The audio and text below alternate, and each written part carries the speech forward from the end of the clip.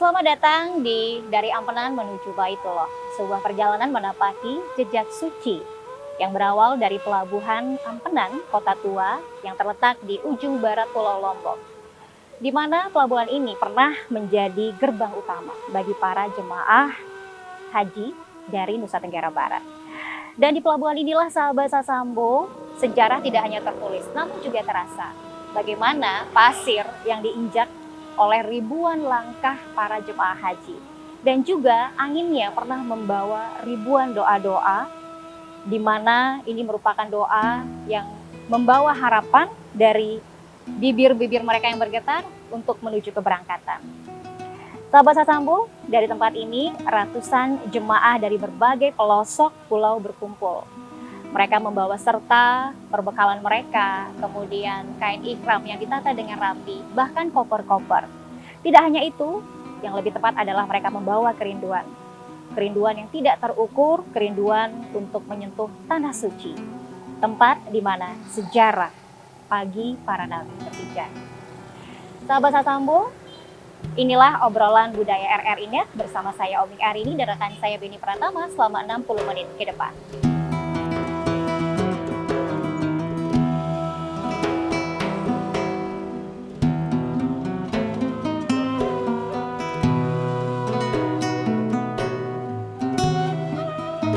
Dalam perjalanan ini, sahabat Sasambo dan juga pemirsa RRI Net, kita akan membuka kembali lembar demi lembar sejarah yang memang nyaris terlupakan. Dan banyak kisah yang belum pernah tercatat di buku. Tentunya ini menjadi peringatan juga bagi kita. Namun, hidup dalam ingatan para saksi. Dan kini diabadikan dalam koleksi-koleksi museum Provinsi Nusa Tenggara Barat. Kita akan menyelami ya, bagaimana jejak perjalanan panjang para jemaah calon haji pada masa itu yang berlayar berbulan-bulan lamanya melewati lautan luas, kemudian sebelum akhirnya mereka menginjakkan kaki mereka di tanah impian, yaitu Baitullah. Sahabat Sasambo dan juga pemirsa RRI Net, bersama para narasumber yang memiliki pengetahuan mendalam tentang arsip dan juga arsip-arsip lainnya otentik tentunya sahabat Sasambo, kita akan menggali makna di balik setiap benda peninggalan-peninggalan pada masa itu seperti koper kayu berukir, kemudian kain songket bermotif kapal, hingga foto-foto hitam putih yang membeku dalam waktu. Semua ini sahabat Sasambo adalah saksi, khususnya saksi bisu dari semangat spiritual yang tidak lekang oleh waktu.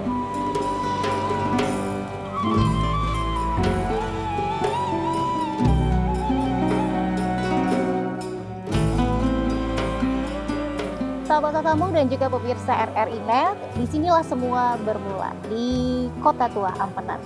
Dan seperti yang kita lihat, tempat ini tenang, namun dulunya pernah menjadi tempat yang menyaksikan derap langkah dan lantunan doa dari para jemaah calon haji.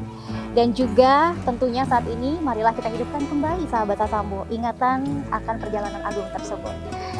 Karena sejarah bukan hanya untuk dikenang, tetapi dijadikan lentera untuk generasi yang akan datang.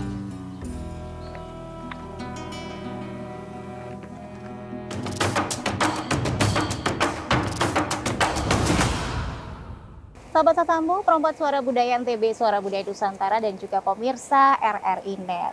Pantai ini sekarang menjadi tempat wisata yang tenang dan juga damai.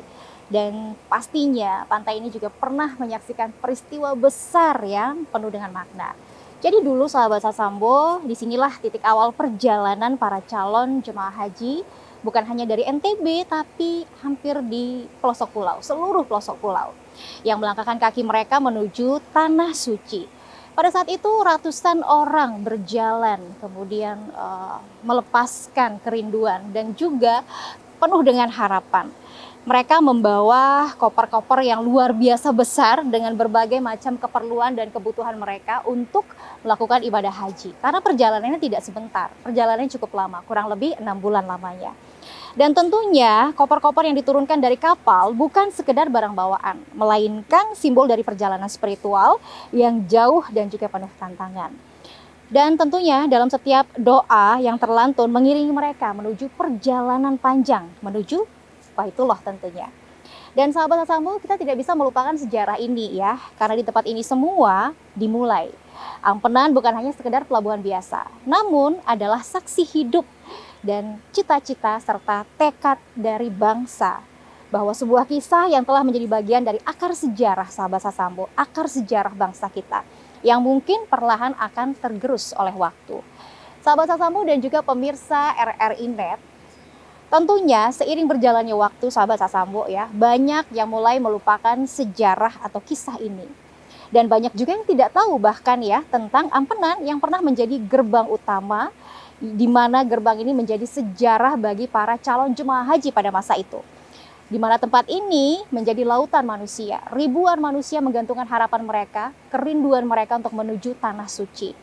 Dan tentunya inilah yang menjadi alasan bagi kami untuk menghadirkan kisah ini kembali ke ruang dengar Anda ataupun untuk Anda saksikan.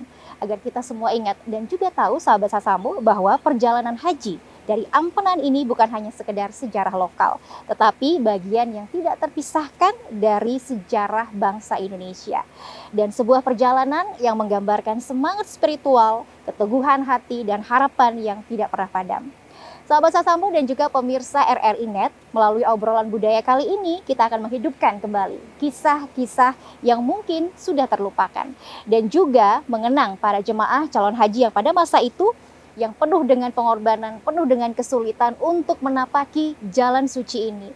Bagaimana mereka menjadi saksi dari perjalanan spiritual yang tidak hanya penting bagi mereka pribadi untuk berangkat, tetapi juga penting bagi semua orang. Dan bagi kita semua, khususnya bangsa yang menghargai sejarah dan juga warisan budaya.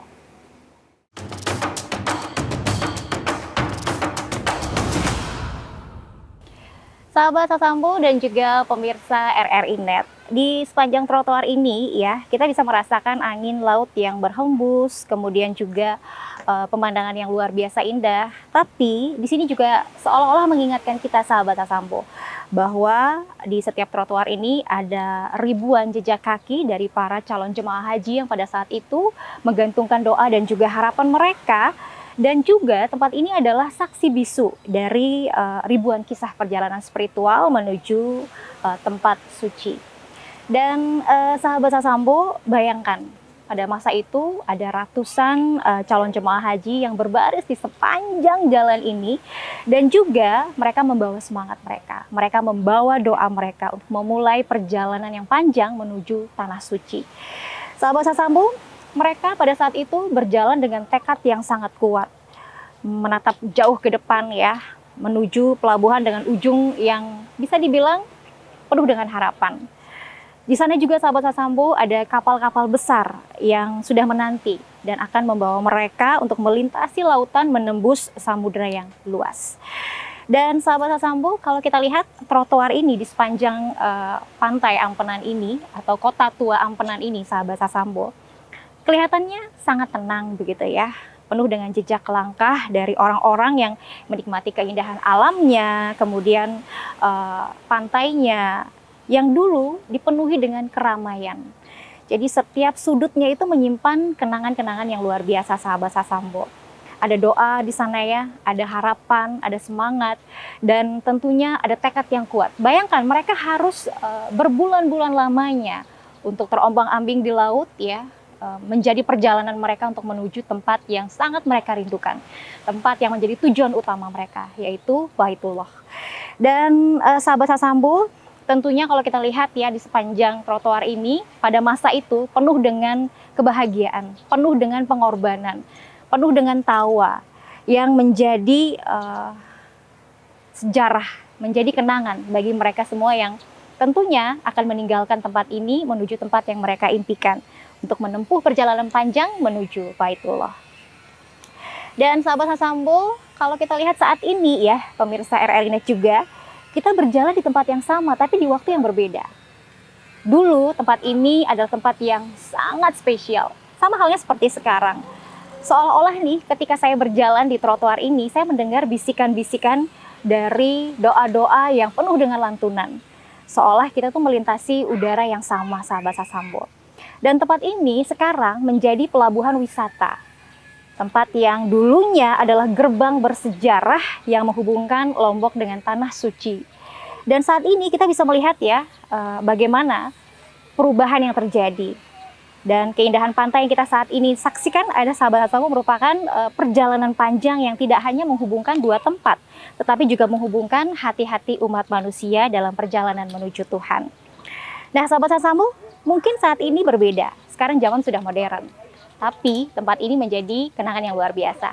Dan selamat pagi. Selamat pagi. Sahabat Samu, saya sudah bersama salah seorang yang juga memiliki kisah ya Pak ya, tahu tentang kisah pada masa itu di mana pelabuhan ini menjadi gerbang. Bagi para jemaah calon haji. Dan sahabat Sasambo, saat ini saya sudah bersama bagian dari Pokdarwis juga ya Bapak, okay? Dengan Pak Fendi Lukman, beliau adalah Pokdarwis Kota Ampenan. Saya enaknya manggilnya siapa nih? Pak Fendi. Pak Fendi, oke. Pak Fendi, kalau saya juga baru tahu ya, karena kemarin sempat ngobrol-ngobrol gitu. Saya baru tahu kalau ternyata Kota Ampenan ini, pelabuhan ini dulu menjadi saksi dari bagaimana perjuangan para jemaah calon haji untuk menunaikan kewajiban mereka. Betul. Berbulan-bulan lamanya begitu ya. Nah, pernah nggak sih kalau Pak Fendi sendiri mendengar cerita tentang perjalanan haji di Pelabuhan Ampenan ini secara detailnya? Ya, jadi informasi tentang perjalanan sejarah haji melalui Pelabuhan Ampenan ini bukan hanya dari orang-orang tua ya, orang-orang lokal, tapi juga dari media-media luar negeri ya. Dari media, contohnya dari media Belanda, koran-koran lama Belanda, mereka mengisahkan bagaimana keseruan tentang prosesi perjalanan pemberangkatan haji dari pantai Pelabuhan Ampenan ini. Salah seorang yang bersaksi melalui tulisannya adalah namanya Pastor Henk de Beer. Jadi pastor ini dulu tinggal di paroki yang di Mataram. Suatu malam pagi-pagi kerumunan orang tidak berhenti-henti jalan. Dia lihat jadi itu berbondong-bondong satu kelompok. Akhirnya ya mereka semua menuju ke pantai Ampenan. Ternyata besoknya setelah diselidiki ada pemberangkatan haji. Itu ribuan manusia di Ampenan ini. Luar biasa ya. Di pelabuhan ini sudah tidak terhitung, bahkan perkemahan itu sampai ke lapangan Malomba sana itu. Jadi mereka itu berminggu-minggu di sini mempersiapkan diri menunggu keberangkatan keluarganya atau tetangganya yang akan berangkat ke. Jadi kalau kita seandainya bisa melintasi waktu nih Pak Fendi ya. Harus sekali Pak di suasana pada saat itu ya. Woi, luar biasa seru. Bahkan ada beberapa orang yang saksi sejarah. Wah, tidak bisa dibayangkan. Manusia tumpah ruah. Hotel-hotel penuh. Ibaratnya kalau zaman sekarang kita nyebutnya hotel, dulu itu mungkin penginapan sederhana dengan tenda-tenda seadanya begitu ya. Tapi di Ampenan ini juga jangan salah, ada hotel, ada losmen dari zaman Belanda sudah ada. Ya. Jadi itu semua terpakai. Di pinggir-pinggir pantai, di emper-emper tuku. Jadi mereka itu malah setiap hari itu tidak hanya duduk, mereka beribadah juga. Jadi karena kalau di orang Sasak itu malam-malam sebelum mereka berangkat itu mereka ada istilahnya selakaran. Mereka mengadakan zikiran selakaran untuk mendoakan keluarga yang akan berangkat supaya selamat di perjalanan sampai tujuan begitu ya, dan kembali juga dalam kondisi selamat. Karena ini bukan sehari dua hari, bukan seminggu dua minggu, tapi berbulan-bulan lamanya ya. Itu bisa memakan waktu sampai setengah tahun bahkan setahun mungkin ya. Betul. Jadi perjalanannya yang resmi itu 5 bulan, 1 bulan prosesi ibadah di sana itu, jadi 6 bulan lah kurang lebih. Wow. Lama sekali ya sahabat Asambu. Kalau sekarang perjalanan haji yang paling tidak sebulan sudah selesai begitu ya. Tapi kalau zaman dulu 6 bulan, bayangkan bagaimana perjuangan dari calon jemaah haji pada masa itu. Nah Pak Fendi, kita lihat ini sejarah yang luar biasa ada di sini ya, sebagai gerbang utama pelabuhan. Itu ada nggak sih Pak peninggalan fisik atau artefak yang tersisa dari masa itu ketika Pelabuhan Ampenan ini masih aktif sebagai pelabuhan haji? Ya, yang secara kasat mata kita lihat ada bekas-bekas besi. Itu dermaga yang memanjang sampai ke 100 meter ke arah pantai. Oh iya. Ya, itu kalau Anda lihat itu sekarang udah nggak kelihatan ya Pak ya, ketutup sama laut. Tutup sama laut. Dan juga ada salah satu bangunan di belakang ini, bangunan Ini namanya Bank Dagang Belanda. Oh, Bank Dagang Belanda ini masih berdiri sampai sekarang. masih aktif ya Pak ya? Tidak aktif. Oh, cuma dijadikan sebagai peninggalan saja. Iya, peninggalan sejarah. Jadi dulu bank ini berfungsi sebagai tempat untuk transaksi tukar menukar uang, Iya. apa segala macam. Kalau untuk ekspor, nah, yang terlihat di sini ya bangunan Bank Belanda, dermaga, sama mercusuar. Mercusuarnya sudah Oke, jadi itu merupakan peninggalan fisik peninggalan ya. fisik yang masih terlihat. Bagaimana pada masa itu Pelabuhan Ampenan ini luar biasa. Luar ya. biasa, betul. Istilahnya pusat pada saat itu ya. Ya, selain sebagai pusat ekspor impor, juga pusat ekonomi. Jadi Cakra Negara belum ada, Mataram belum ada, Suit itu ekonomi itu berpusat di Ampenan. Iya, betul. Saya pernah ceritanya itu. Nah, kalau kita melihat lagi, apakah ada dampak berkurangnya fungsi Pelabuhan Ampenan ini terhadap tradisi keberangkatan haji masyarakat Lombok dan wilayah sekitarnya, Pak Fendi? Sangat berdampak, ya, sangat berdampak. Dulu setiap tahunnya Kota Ampenan ini penuh dengan pendatang, orang Lautan yang manusia lah lautan ibaratnya. manusia. Tiba-tiba sekitar awal tahun 70-an di stop, itu menjadi sepi sekali. Hotel-hotel tidak banyak yang terisi. Nah, jadi agak lengang lah gitu ya. Iya. Dampaknya yang paling besar itu di stopnya Pelabuhan Ampenan di sini. Perekonomian. Perekonomian menjadi mandek, gudang-gudang besar tidak berfungsi, pabrik-pabrik. Ya. Oke. Nah, kalau sekarang ini dijadikan tempat wisata, bagaimana menurut Bapak dan apa harapan Bapak untuk perkembangan dari Pelabuhan Kota Tua Ampenan? Iya, sangat mengharapkan sekali pemerintah memberikan dukungan terhadap tempat ini, karena bagaimanapun Kota Tua Ampenan ini adalah saksi sejarah dengan berbagai macam peninggalannya, heritage-nya, selain budaya, bangunan, bahasa, makanan, masih di sini bisa disaksikan sendiri. Jadi kalau bisa dibangkitkan lagi atau dibuat suatu kebijaksanaan yang bisa meningkatkan perekonomian masyarakat di sini. Baik, terima kasih Pak Fendi atas waktunya. Sama-sama. Sudah berbagi kepada kita ya, menjadi bagian juga untuk diketahui oleh masyarakat kita bagaimana tumpah ruahnya pada saat itu lautan manusia ada di Pelabuhan Kota Tua Ampenan ini, dan sekarang berfungsi sebagai tempat wisata. Seperti apa keindahannya dan bagaimana sejarahnya kita akan terus telusuri, sahabat Sambo, masih di obrolan budaya RRI Net bersama saya Oming Arini dan juga rekan saya Beni Pratama.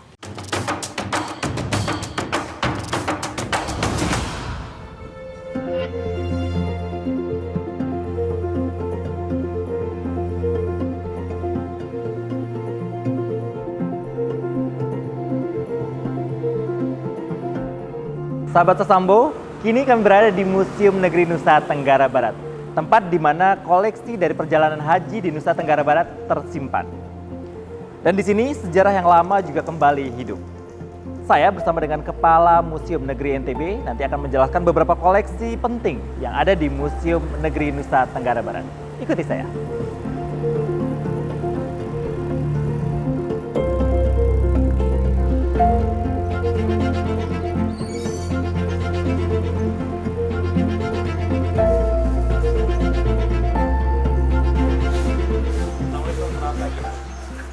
Sehat Mas.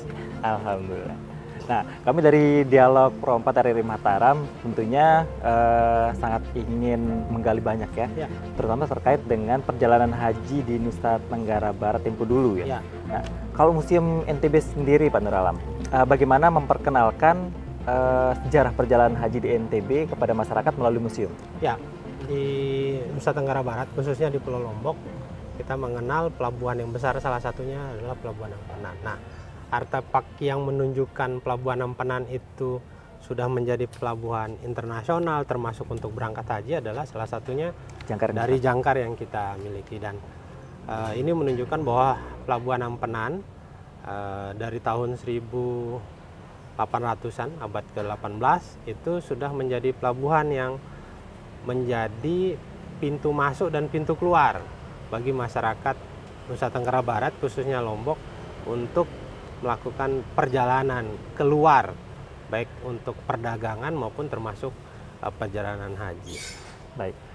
Kalau menurut Pak Nur Alam sendiri, mengapa penting bagi masyarakat ataupun pemuda ini, generasi muda sekarang untuk mengetahui sejarah perjalanan ibadah haji terutama di tempo dulu ini? Ya, gitu. jadi begini, ibadah haji bagi masyarakat Nusa Tenggara Barat itu adalah perjalanan yang waktunya sangat jauh, sangat lama. Dan itu adalah melibatkan lintas dunia tuh, Lombok. Dan biasanya memang perjalanan itu perlu kesiapan, tidak hanya kesiapan fisik, kesiapan mental. Dan karena waktunya sangat jauh itu, sehingga biasanya masyarakat menyiapkan diri tuh. Nah, ini kan bisa menjadi pelajaran bagi kita bahwa sebenarnya suatu perjalanan, apalagi yang skupnya lintas negara pada saat itu membuktikan bahwa masyarakat Lombok ini pergaulannya sudah pergaulan internasional, tidak lagi pergaulan yang skupnya lokal. Jadi kita ini sudah terbiasa untuk bergaul dengan dunia luar, terbiasa untuk bergaul dengan masyarakat dari belahan dunia manapun. Baik. Mas. Oke, makasih. Terima kasih. Nah, ini ruang museum, Pak. Ini ruang pameran 1 dan ruang pameran kedua. Nah, ini di dalamnya memang menjelaskan tentang semua adat dan tradisi masyarakat Nusa Tenggara Barat. Baik. Nah, kembali ke sejarah perjalanan haji di NTB, ini kan kalau berbicara tentang sejarah kadang-kadang apalagi generasi muda kok kepalanya sesuatu yang mungkin itu kan jadul. Nah, kalau museum sendiri bagaimana mengedukasi masyarakat ini agar tertarik untuk mempelajari sejarah tersebut? Ya, jadi sejarah itu juga harus bisa ditampilkan secara kekinian. Tidak hanya bicara tentang kondisi pada saat itu, tapi kita bisa membawa anak-anak muda, generasi muda itu ke alam pada saat itu. Itu kan suatu petualangan imajinasi yang mereka tidak lihat, yang mereka tidak pernah merasakan situasi. Nah, dengan penampilan barang-barang yang ada di Museum Negeri Nusa Tenggara Barat, kita ingin mengajak generasi muda itu untuk berimajinasi. Kira-kira leluhur mereka seperti apa sih? Apa perjuangannya? Apa motivasi? Bagaimana kondisi saat itu yang bisa survive sehingga sampai kita ke zaman yang sekarang. Baik. Kalau berbicara koleksi museum, Pak Nur Alam, ini terkait dengan perjalanan haji tempo dulu, koleksi apa saja nih yang dipunya?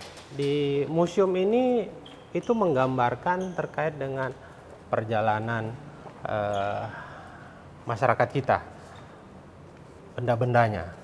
Jadi tradisi leluhur kita itu kan dia mewariskan ada namanya tradisi yang berupa benda dan tradisi yang bukan berupa benda.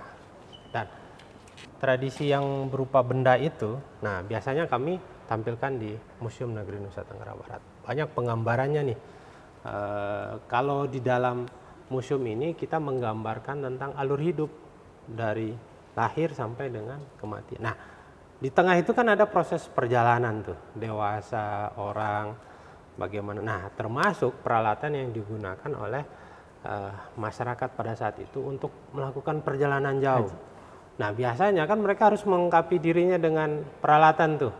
Kalau zaman sekarang mungkin kopernya harus ditarik gitu kan. Betul. Nah, kalau tasnya mungkin harus tas yang ransel yang harus. Nah, tapi kita bisa melihat bagaimana masyarakat dahulu itu menyiapkan diri dalam proses perjalanan jauh, termasuk perjalanan haji yang lintas negara, lintas benua, dan melintasi samudra. Nah, apa saja persiapannya? Biasanya mereka melengkapi diri dengan peralatan-peralatan. Pak Nur Alam, tadi sempat dibahas beberapa peralatan tentunya yang dibawa oleh jemaah haji Nusa Tenggara Barat tempo dulu. Tentunya berbeda dengan apa yang dibawa oleh jemaah haji zaman sekarang. Nah, ini ada nggak mungkin tas atau peralatan-peralatan yang disimpan oleh museum yang memang merupakan peralatan yang dibawa oleh jemaah haji ketika itu? Ya, berbeda zaman, berbeda peralatan ya. Kalau zaman sekarang mungkin sudah simpel-simpel. Sudah bisa ditarik gitu. Kalau dulu ya memang sesuai dengan pada saat itu. Dan kita punya tas yang memang menjadi peralatan keseharian masyarakat, dan itu juga menjadi semacam peralatan yang digunakan dalam berpergian, traveling lah kalau bahasa kita ini ya, travelingnya lintas negara gitu kan. Nah, kami memiliki peralatan-peralatan yang memang biasa digunakan oleh masyarakat.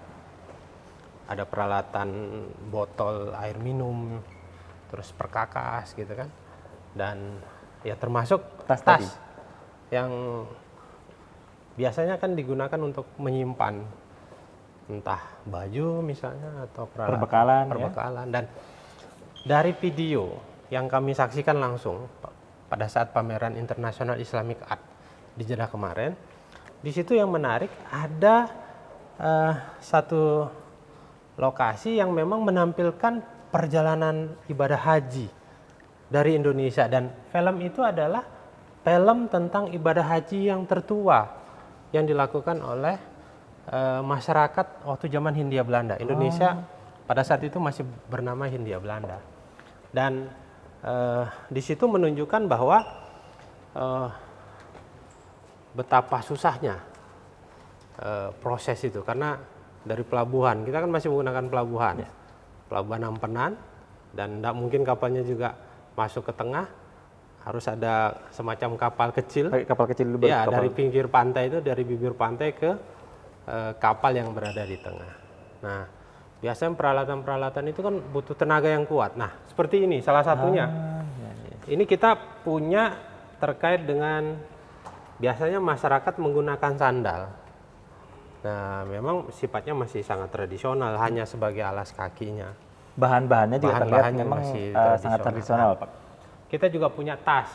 Nah, tas untuk digunakan kalau bahasa sini kegandek ya. Ya, cuma bentuknya lebih besar. Bentuknya lebih besar. Dan memang ini dimanfaatkan untuk perjalanan, apalagi perjalanan jauh.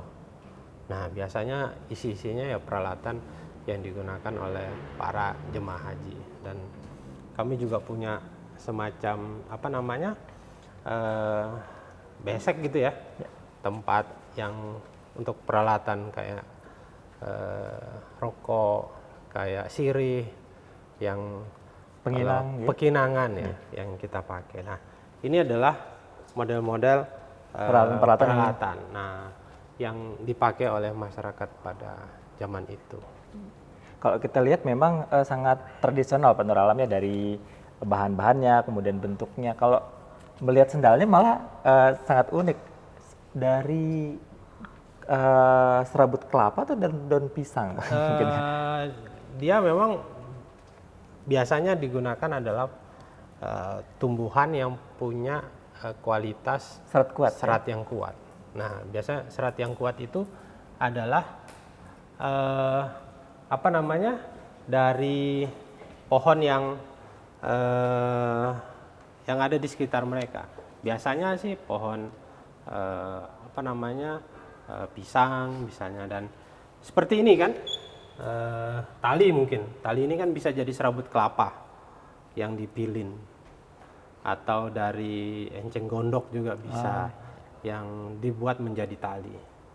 Nah, terus dindingnya, kalau kita sekarang kan menggunakan kain, bahkan yang canggih, yang godi bag itu kan sudah menjadi plastik kan.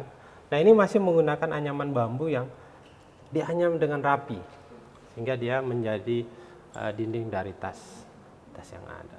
Dan diberikan warna supaya estetik gitu. Dan pewarnanya mungkin pewarna alam. Pewarnanya masih pewarna alam. Ya. Pak Nur Alam, melihat koleksi yang ada di Museum Nusa Tenggara Barat yang tentunya merupakan milik dari jemaah haji ketika itu, ada tidak perbedaan dengan alat-alat yang digunakan oleh jemaah haji di daerah lain? Untuk wilayah Nusa Tenggara Barat hampir sama. Yang digunakan oleh jemaah haji itu biasanya ada tas yang ditenteng, yang mungkin ditaruh di dalam supaya dia gampang mobile, dan ada tas yang lebih besar yang dia sifatnya lebih kuat. Nah, nanti kita akan lihat nih, koleksi kita juga yang menunjukkan alat penyimpanan yang lebih kuat yang dilakukan oleh jemaah haji itu. Nah, kalau sekarang kita namakan peti ya. Oh iya. Nah, ini dia. Jadi ini adalah namanya adalah peti Zahra. Peti Zahra ini adalah peti yang digunakan oleh masyarakat. Nah, yang kami miliki ini dia cukup besar dimensinya dan biasanya ini dimanfaatkan oleh tokoh agama. Dari apa? Dari coraknya nih. Dari Ada kaligrafi, ada apa namanya? Ornamen-ornamen kayak sulur yang memang dipahat di dinding ini. Nah, biasanya kalau peti ini dibawa itu isinya lebih banyak dibandingkan tadi tas yang agak mobile nih. Ya biasanya karena perjalanan jauh itu kan bisa sebulan 2 bulan dalam proses perjalanan, ya peralatan yang dipakai ya mungkin peralatan makan, sembako yang dimanfaatkan selama pergi berlayar, dan ini menjadi salah satu benda yang menjadi bawaan wajib para jemaah haji. Dan ini memang kalau melihat perjalanannya sendiri, kalau sekarang mungkin hanya membutuhkan beberapa waktu. Kalau dulu karena transportasi terbatas, penutur alamnya, jadi seperti yang Bapak jelaskan tadi, memang butuh waktu yang lama, yang berbulan-bulan. Jadi cocok mungkin membawa persiapan seperti ini ya. Iya, persiapannya harus sangat lengkap, perhitungannya juga sangat jauh. Kalau kita sekarang kan pergi haji mungkin dari Lombok 2 jam ke Jakarta, dari Jakarta langsung ke Jeddah itu hanya sekitar 10 jam. Jadi dalam waktu seharian itu bisa. Nah, kalau dulu kan berbulan-bulan, sehingga persiapannya juga Benar-benar ya. betul-betul harus siap. Terutama untuk di perjalanan tadi. Iya, untuk perjalanan ini. Dan ini digunakan tidak hanya pergi, untuk pulang juga. Iya, menggunakan jadi dari sini diisinya selama perhitungan sebulan 2 bulan. Sampai di sana diisi lagi. Di sana dibeli lagi untuk persiapan kembali lagi ke tanah air. Sahabat Salambo, itu tadi ya beberapa koleksi yang dimiliki oleh Museum Negeri Nusa Tenggara Barat terkait perjalanan haji tempo dulu. Nanti tentunya kita ulik kembali ada apa saja di Museum Negeri Nusa Tenggara Barat terkait dengan perjalanan haji tempo dulu. Namun sebelumnya, kita akan berpindah ke masa lalu untuk sama-sama mendengarkan kisah langsung dari jemaah haji yang pernah berangkat dari Pelabuhan Ampenan. Bagaimana perjalanan ataupun cerita yang tersimpan di balik perjalanan haji yang mungkin cukup sulit ketika itu.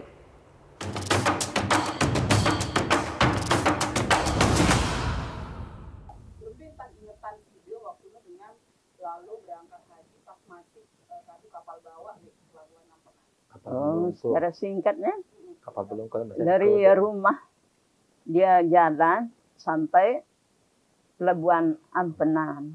Terus waktu itu kumpul-kumpul, kapal Gunung Jati kan sudah nunggu di tengah laut. Terus jamaah haji itu dikeluarin dari penginapannya sebentar itu tuh berjalan menuju ke pelabuhan Pantai. itu naik belum Kapal bot, ente kapal belungko. kapal kayu begitu aparan Iya, kapal ya bot. kapal terus dinaikin ke kapal besar gitu. Gunung Jati. Ya, kapal Gunung Jati. Oh jadi sebelum naik ke kapal besar, kapal gede itu, harus Pakai kapal bot. Karena itu tidak bisa pinggir kandas. kandas. Oh berarti kapal. Tapi kapal itu di tengah ada kapalan Gunung Jati. Oh namanya kapal Gunung Jati, itu Iya. sudah nunggu di tengah laut. Nanti Hmm. orang-orang jemaah haji kalau mau Diangkut dia naik pakai pakai kapal kecil, Kapal kayu. kapal kayu. Iya. Pakai kapal kayu dulu ya, jadi barang-barangnya Mm-mm. gitu. Terus apa doang tak biasa sejauh lah ya dengan jalan lutai. Yang dibawa aja, Masya Allah, besar anunya sahrenya itu. Semeter lawan Sangu 2 meter. sudah di sana, Sangu, berupa jadi beras, sangunya. kelapa, daging, apa yang masak-masak Selama dibawa 6 ke bulan. sana. Sahre nu apa ran sahre? Tempat, Gerobak. wadah, Gerobak tempat. gerobak makanannya tempat itu. makanan. Oh semacam peti. Ya. Peti. Semacam peti isinya apa aja? Macam-macam Makanan, beras, nasi, ikan udah Ikan matang. kering. Dibawa Untuk ke sana. persiapannya di sana. Persiapan selama Kopi, di Mekah. gula, Ya. pokoknya makanan di sini udah dibawa sama jamaah itu. Oh berarti yang matang kopi gula itu untuk bekalnya dia selama di Enggak, sana. sudah dia Kalau ini Iya. sudah tinggal di di sedoh sana aja sih. besok di sana. Nanti sih dibuka Perjalanannya di di kapal Saudinya, itu di Jeddah 1 bulan. nyampe berapa lama? Kira onek dengan lelangan 40 1 bulan. 40 hari. 40 lebih hari. lama. 40 hari katanya dulu. Oh 40 hari dari Pelabuhan Ampenan sampai ke- Sampai Jeddah. sampai Jeddah. Mm-mm.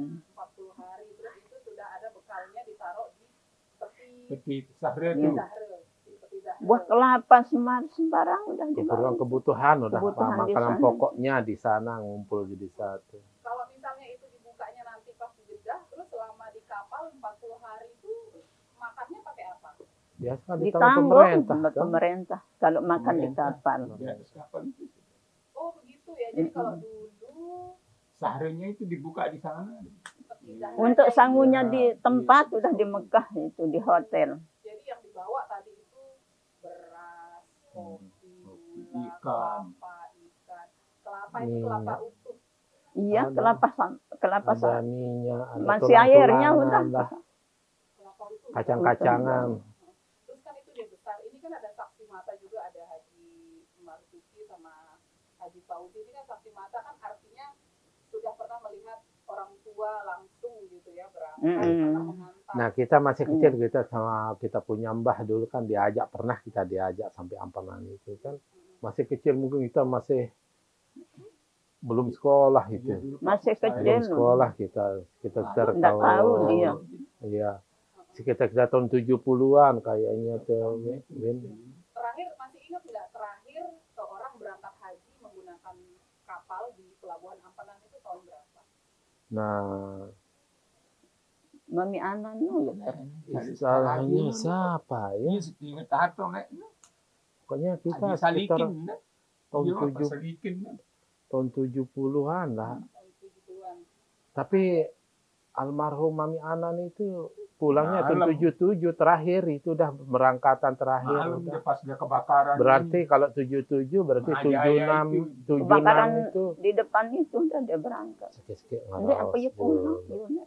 Tahun 76 itu kemungkinan itu terakhir pemberangkatan. Soalnya tahun 77 itu sudah berhenti. Terakhir Mami Anan mendarat di Lembar.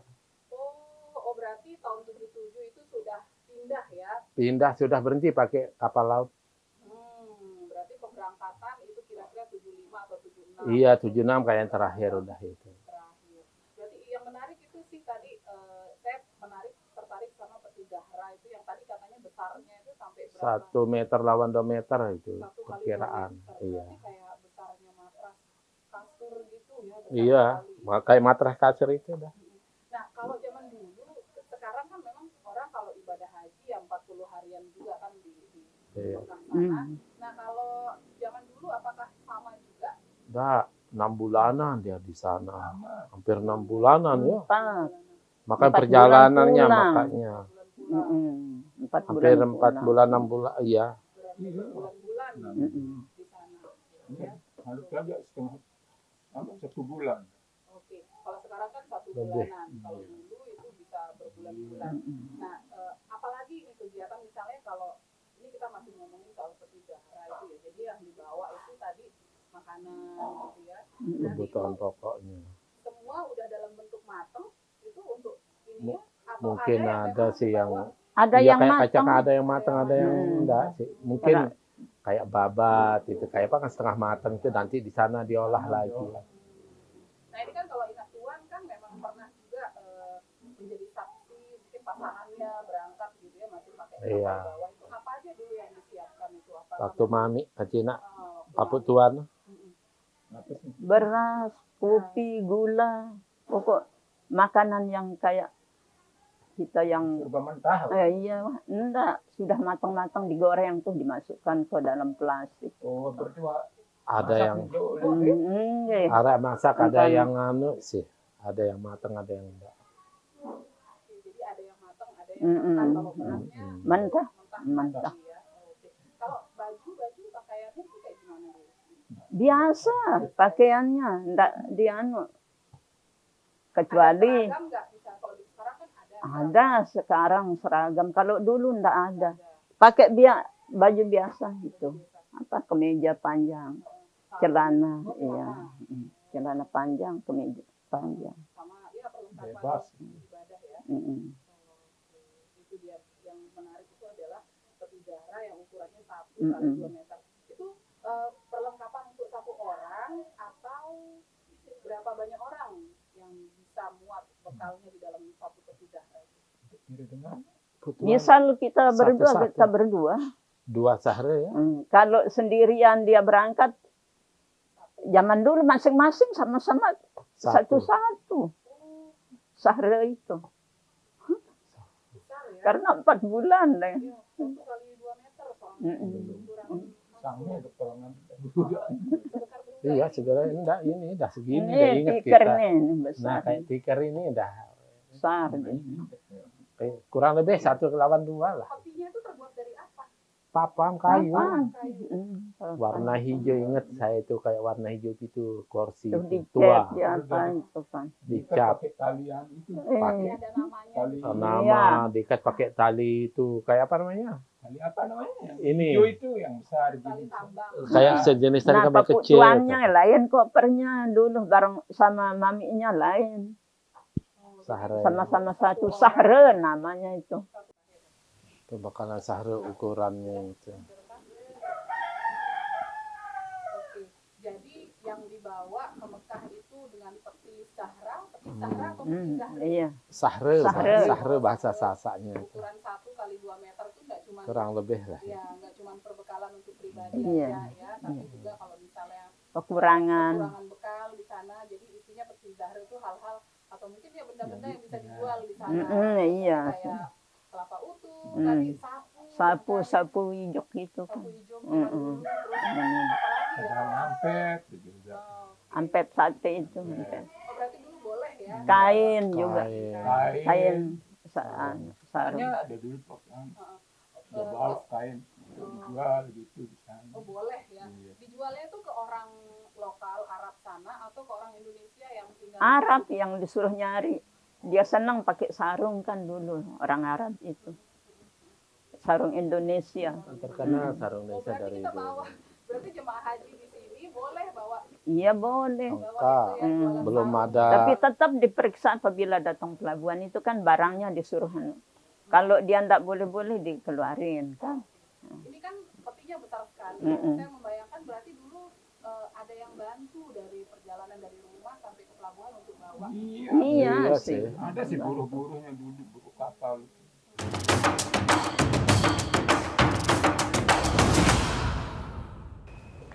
Dan ini sebutannya diorama peneralam ya? Ya, ini diorama tentang pesisir pantai yang ada di Lombok ya.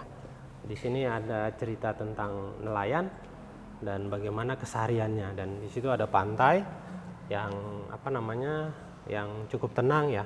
Nah, biasanya untuk pelabuhan itu memang dicari pantai yang memang ombaknya cukup santai. Nah, cukup tenang, dan biasanya memang salah satu tempat yang dijadikan pelabuhan yang ada di Pulau Lombok ini yang cukup terkenal itu adalah Pelabuhan Ampenan. Baik. Nah, di sini kita melihat dioramanya Pelabuhan Ampenan, dan biasanya masyarakat nelayan itu melakukan keseharian. Nah, ini kita memberikan gambaran tentang Ampenan tempo dulu. Pulau Lombok khususnya di pesisir pantainya. Pantainya. Nah, Peneralam, kita sudah sama-sama menonton video tadi. Nah, arsip perjalanan haji tempo dulu. Kalau Dari Pak Nur Alam sendiri melihat video tadi, bagaimana tanggapan? Ya, dari masyarakat kita yang melakukan haji pada saat itu kan memang beliau sudah menyampaikan bahwa satu orang jemaah itu menggunakan satu peti zahra yang seperti yang sudah kita lihat, dan dimensi peti zahranya cukup besar ya. 1 meter kali 2 meter dan tingginya juga 1 meter. Nah, itu menunjukkan bahwa persiapan yang dilakukan oleh masyarakat dalam berhaji itu sangat harus diperhitungkan tuh berapa peralatannya. Dan isinya biasanya memang isinya makanan ya, ikan kering, beras, terus ada jajan-jajanan, ada buah-buahan yang memang menjadi konsumsi mereka selama perjalanan. Dan ini memang menjadi salah satu tantangan orang dulu mungkin bisa disebut Pak Nur Alam ya, karena keadaan yang serba terbatas tidak kemudian membuat mereka menyerah begitu saja ya. Dan kita tahulah di dalam ajaran Islam mengatakan bahwa beribadah haji bagi yang mampu, dan kemampuan itu ya memang harus betul-betul ditunjukkan waktunya, prosesnya, dan yang lain-lainnya. Baik. Nah, tentunya Sahabat Sesambo, Pelabuhan Ampenan ini ya tidak hanya menjadi tempat berangkat haji, tapi juga menjadi saksi bisu sejarah bangsa. Seperti yang kita lihat dalam arsip video, bagaimana pelabuhan ini menjadi pusat keberangkatan para jemaah haji di NTB ya. Nah, kalau ngomong tentang Pelabuhan Ampenan sendiri, Pak Nur Alam, sebagai titik awal perjalanan haji bagi masyarakat NTB di masa lampau, seperti apa Pak Nur Alam melihat fungsi pelabuhan ketika itu? Ya, pelabuhan itu tidak hanya menjadi pintu masuk, tapi dia juga pintu keluar. Perdagangan masyarakat Lombok salah satunya ada di Pelabuhan Ampenan, ada juga di Pelabuhan Carik di utara, ada Pelabuhan Pijot yang ada di Lombok Timur. Nah, pelabuhan-pelabuhan itu kan terhubung satu dengan yang lainnya. Dan ketika Belanda menguasai Mataram, menguasai Cakranegara, dan Pelabuhan Ampenan ini menjadi pelabuhan utama untuk keluar beli masuknya barang dagangan yang dilakukan oleh para saudagar, para pedagang dari Lombok dengan rekan bisnisnya yang berasal dari luar negeri atau luar Pulau Lombok. Nah, itu tidak hanya untuk haji saja, tapi juga termasuk pintu masuk perdagangan internasional. Bisa disebut kalau sekarang itu kayak jalur bisnisnya dulu. Ya, jalur bisnisnya. Dan itu menunjukkan bahwa kita masyarakat Nusa Tenggara Barat, khususnya masyarakat Lombok itu sudah terbiasa bergaul secara internasional. Kita sudah sangat toleran. Bahkan kita tahu Ampenan itu sering dikatakan sebagai kota yang memang berisi masyarakat multi etnis ya? Ya, makanya penamaan terhadap Ampenan ini kan sangat beragam tuh. Ada kampung Bugis, ada kampung Banjar, kampung Melayu, kampung Arab, ya kan? Dan makanan yang dijual oleh masyarakat di Ampenan itu juga menunjukkan bahwa terjadi alkulturasi dari berapa tradisi budaya yang ada di Nusantara. Pak Nur Alam, kalau pemilihan Pelabuhan Ampenan sebagai pelabuhan yang digunakan untuk keberangkatan jemaah haji, adakah faktor-faktor tertentu? Karena kalau melihat tadi seperti penjelasan Pak Nur Alam, ada beberapa pelabuhan, tapi kemudian dipilih Pelabuhan Ampenan. Ini apa pertimbangannya? Ya, satu dari sisi alur laut. Nah, Ampenan ini kan termasuk jalur alur laut Nusantara 2, AKLI 2. Dan itu sangat tergantung yang menghubungkan antara Nusa Tenggara dengan Australia. Dan waktu James Cook itu, salah satu kepala armada dari Inggris itu, untuk menuju Australia, dia melakukan singgah dulu untuk mengisi logistiknya di Pelabuhan Ampenan. Nah, itu menunjukkan bahwa jalur ini adalah jalur internasional. Itu yang pertama, karena ada samudra di sebelah sisi utara itu dengan samudra yang ada di sisi selatan. Nah, proses penghubungan itu menjadikan Ampenan ini menjadi punya nilai strategis sebagai pelabuhan. Memang ada perhitungan-perhitungan tadi tentunya Pak Nur Alam ya, tidak serta-merta karena di sebelah barat kemudian dipilih menjadi pelabuhan. Kan proses berlayarnya kapal kan memperhitungkan arus laut. Dia juga memperhitungkan kondisi angin, kapan angin utara, kapan angin selatan, dan biasanya proses navigasi laut itu memperhitungkan hal-hal tersebut. Kalau dokumentasi sendiri, Pak Nur Alam, dokumentasi terkait dengan keberangkatan atau suasana pelabuhan ketika jemaah haji berangkat tempo dulu yang dimiliki museum ada tidak? Kita punya beberapa foto yang menggambarkan Ampenan, pelabuhan Ampenan yang terdahulu, yang itu berasal dari Belanda atau berasal dari masyarakat yang melakukan dokumentasi pada saat itu. Dan ada di museum berapa fotonya. Dan kami juga punya video yang dibuat oleh Hofstir Belanda pada saat perjalanan haji yang kemarin kami saksikan di pameran di Jeddah itu, dan itu menunjukkan bahwa perjalanan haji tertua itu berasal dari Hindia Belanda. Dan kita tahu kita dari Ampenan ke Surabaya, Surabaya ke Jakarta ke Belawan, Belawan Aceh, dan dari Aceh langsung ke Jeddah. Nah, proses itu yang cukup berat kalau kita bandingkan dengan yang sekarang ya, betul. Apalagi memang kalau dulu, kalau sekarang mungkin transitnya dari satu bandara ke bandara lain dan ya sudah segalanya serba ada. Kalau dulu dari pelabuhan ke pelabuhan dengan barang bawaan seberat ini mungkin akan jadi tantangan tersendiri, Pak Nur Alam ya. Dan Peti Zahra ini menjadi saksi bisu bagi kita bahwa perjalanan haji itu betul-betul membutuhkan persiapan yang sangat matang. Baik Pak Nur Alam. Pak Nur Alam, terakhir nih, kata-kata penutup untuk cerita panjang kita tentang sejarah perjalanan haji dari Pelabuhan Ampenan. Ya, perjalanan haji ini adalah bagian dari sejarah kita. Dan kita sebagai generasi yang akan datang itu, dan generasi sekarang itu harus bisa menyimpan artefak betapa perjalanan itu butuh persiapan yang sangat matang. Dan salah satu peninggalan dari tradisi masyarakat dalam berhaji itu adalah Peti Zahra yang kita miliki itu. Dan Peti Zahra ini menunjukkan bahwa yang dilakukan masyarakat Nusa Tenggara Barat dalam melakukan perjalanan itu harus betul-betul disiapkan. Baik Pak Nur Alam. Terima kasih banyak tentunya untuk sharingnya, berbagi informasi, berbagi ilmunya kepada sahabat Sesambo di rumah dan dialog budaya kali ini. Mudah-mudahan di lain waktu kita masih bisa ngobrol-ngobrol, terima kasih, sharing tentang pengetahuan lain. RRI. Sahabat Sesambo, itu dia ya, bagaimana kemudian Pelabuhan Ampenan dan Museum Nusa Tenggara Barat dengan berbagai peninggalan sejarahnya dan juga budayanya tentang perjalanan haji tempo dulu. Mudah-mudahan ini menjadi pembelajaran untuk kita semua dan menjadi sejarah yang terus tidak pernah kita lupakan. Masih di Dialog Budaya Pro 4 RRI Mataram, kita kembali ke rekan Oming. Silahkan.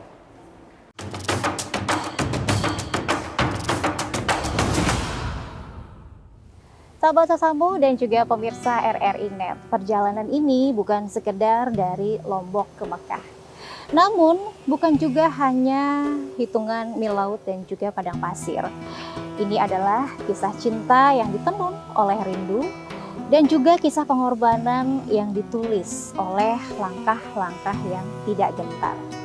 Dari pantai Ampenan ini, sahabat Sesambo, di mana deburan ombak menjadi saksi, dan juga para jamaah yang dulu kala berangkat membawa koper kayu, kemudian bekal sederhana dan juga harapan setinggi langit. Sahabat Sesambo, pada saat itu mereka meniti jalan panjang menuju Baitullah, dan juga dengan hati yang penuh iman dan wajah yang diterangi dengan kerinduan yang sangat dalam. Kini sejarah tidak tinggal diam. Ia hidup kembali di Museum NTB, dalam ruang-ruang yang tenang, bahkan dalam benda-benda yang berbicara tanpa suara. kain songket bermotif kapal, kemudian foto-foto keberangkatan pada masa itu, dan juga arsip-arsip perjalanan yang sangat menggetarkan jiwa. Tentunya sahabat Sasambo, museum ini bukan hanya tempat untuk menyimpan benda, tapi penjaga ruh dari sejarah. Dan dia membisikkan kepada kita semua yang ada di sini bahwa perjalanan haji di tempo dulu adalah warisan yang harus dirawat. Dan tentunya kisah yang harus diceritakan ulang kembali kepada cucu-cucu kita nanti. Agar mereka tahu sahabat Sasambo bahwa dari Ampenan ke Baitullah ini memiliki jejak sejarah yang sangat luar biasa. Jejak yang tentunya harus kita ingat. Dan juga menghidupkan kembali semangat. Menjaga warisan dan juga untuk memeluk sejarah. Dengan hati yang khusyuk dan juga jiwa yang bersyukur. Karena sahabat Sasambo, di sanalah kita belajar bahwa perjalanan yang ditempuh dengan niat yang suci pasti akan sampai di tujuan yang akhir. Sahabat Sasambo dan juga pemirsa RRI Net, sampai di sini obrolan budaya RRI hari ini. Saya Oming Erini bersama rekan saya Beni Pratama pamit undur dan salam budaya.